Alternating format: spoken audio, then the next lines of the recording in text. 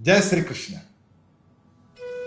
हमारी कमाई में केवल हमारा अपना अधिकार नहीं होता, हमारे परिवार का, हमारे मित्रों का, परिचितों का, हमारे समाज का, हमारे धर्म का और हमारे देश का भी उस पर अधिकार होता है और इसलिए देते रहना चाहिए। भगवान कहते हैं, दातव्यमिति यद्दानं दीयते नुपकारिणे देशे काले च पात्रे च तद्दानं सात्विकम स्मृतम। जो देश की भलाई के लिए काल से सुसंगत और सुपात्र व्यक्ति को दान करता है और किसी भी प्रकार के उपकार की अपेक्षा नहीं रखता, वो दान सात्विक दान होता है। एक सदु नाम का भिखारी था। वो रोज भिक्षा मांगने मंदिर के पास जाया करता था। उसकी एक परंपरा थी, घर में भगवान को प्रणाम करता, एक मुट्ठी भर चावल अपनी झोली में डालता और फिर भिक्षा मांगने जाता। उसका अपना अनुमान था कि जब मुट्ठी भर दाने में डाल के ले जाता हूं तो झोली भर कर आती है। जब वो आज निकल पड़ा तो आधे रास्ते में उसने देखा कि राजा का रथ आ रहा है। सदु बड़ा खुश हुआ कि आज तो राजा स्वयं आ रहा है। यदि रथ रुक जाए और राजा नीचे उतर जाए तो आज बहुत बड़ा दान मिलेगा। रथ रुक भी गया, राजा नीचे उतर गया।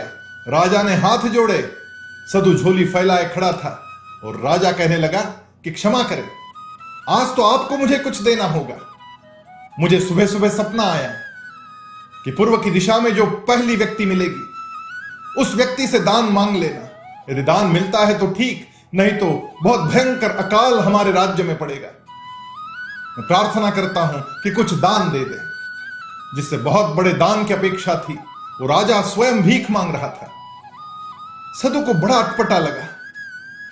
उसने बड़ी अनिच्छा से अपनी झोली में हाथ डाला और मुट्ठी भर चावल उसने बाहर निकाले और फिर अचानक उसको ध्यान में आया कि राजा मुट्ठी भर चावल का क्या करेगा, इसको 2 दाने ही काफी है। उसकी भरी हुई मुट्ठी फिर झोली में छूट गई और 2 उंगलियों में चिमटी भर 2 दाने निकालकर उसने राजा को दान कर दिए। राजा वहां से निकल गया।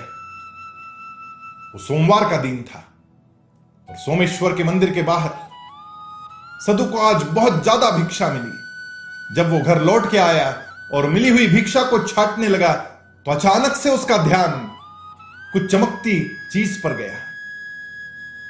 वो सोने का दाना था। जब उसने और ढूंढा तो उसको दूसरा एक दाना मिला। उसने बहुत ढूंढा लेकिन केवल 2 ही दाने सोने के थे। पता नहीं कौन 2 सोने के दाने डालकर चला गया था।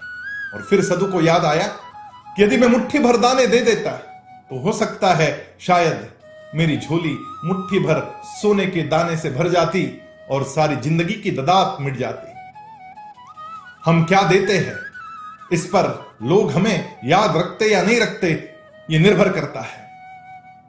हमारी संपत्ति पर सबका अधिकार होता है। पुराने जमाने में जब हम लड़की या लड़का देखने जाते थे तो घर के बुजुर्ग कहते थे 3 चीजें देख लेना कि उनका खान पान कैसा है, रहन सहन कैसा है और लेन देन कैसा है।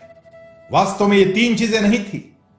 खान पान में केवल खाना कैसा है ये नहीं देखना होता था, साथ साथ वो लोग क्या पीते हैं ये भी देखना आवश्यक था। उनका रहन सहन में केवल वो रहते कैसे हैं ये नहीं देखना था, उनमें सहन शक्ति है भी या नहीं ये भी देखने को कहा जाता था। और लेन देन में उनका व्यापार व्यवसाय कैसा है ये तो देखना ही था, लेकिन लेन के साथ साथ उनमें देन यानी देने की दानत है या नहीं ये भी देखना होता था। यदि आप चाहते कि लोग आपको याद रखें तो याद का उल्टा करना पड़ेगा, दया करनी होगी। यदि आप चाहते कि आप योगी बने तो आपको उपयोगी बनना पड़ेगा, सहायता करनी होगी। और यदि आप चाहते कि आपका लाभ हो तो आपको दूसरों का लाभ के उल्टा करना होगा, भला करना होगा। ऐसा करेंगे तो ही आगे बढ़ेंगे, तो ही लोग आपको याद रखेंगे और तभी आप विजयी बनेंगे। आइए भगवान ने बताया इस मार्ग पर आगे चलते हैं और विजयी बनते हैं। जय श्री कृष्ण।